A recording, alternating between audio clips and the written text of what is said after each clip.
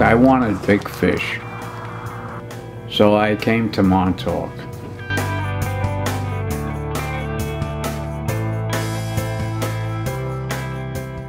All the heavy hitters went to Montauk. That's where the big reports were coming from. You heard rumors, you had some first-hand reports from guys you met, but really that seemed to be the place where everything was happening.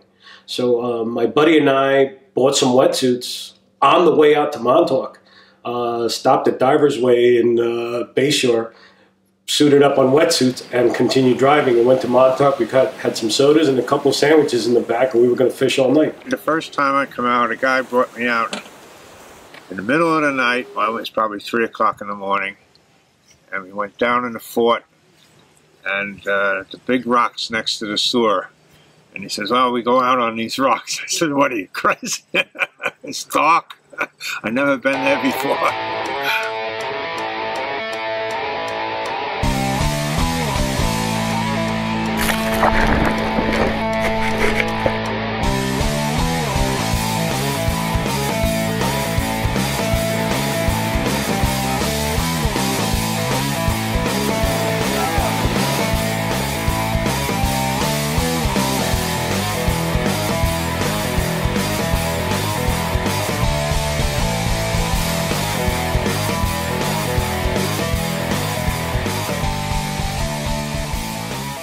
I came out here the first time in 1964, shortly after being discharged from the Army. And I made one attempt and lost my plugs and went home. My first setup, when I first went out there and walked in front of the lighthouse, I had a 5-foot freshwater rod with a little 300 Mitchell reel, and I looked and everyone looking at me like I was some sort of a freak. And I knew this was not the thing to do, and I got out of there real quick. I never did that good in the Rockaways, or then I was fishing Fire Island demo, and I kept hearing about Montauk and all the great fishing, and they would tell me, "Oh, there was a lot of fish last week at Montauk, they're going to pass by here." They never pass by. Well, my first year, you know, I was from like the North Shore in Bayville, so I'm in my waders. I have no corkers on, nothing. I mean, just a 7-foot rod, and I see these guys with these big rods and taped up corkers, and I'm thinking to myself, these guys don't know what the fuck they're doing.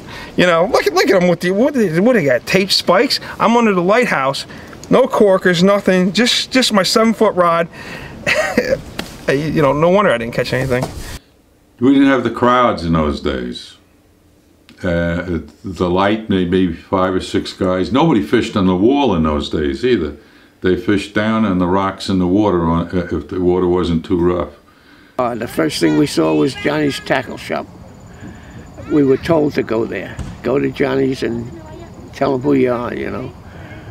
And we did that, and we came out to the point, and we noticed a lot of people were, well, a lot of people, 20 cars were backed in underneath the pine trees that were over by the old outhouse.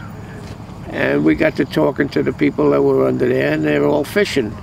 And you didn't need a permit, you didn't need anything but a fishing rod.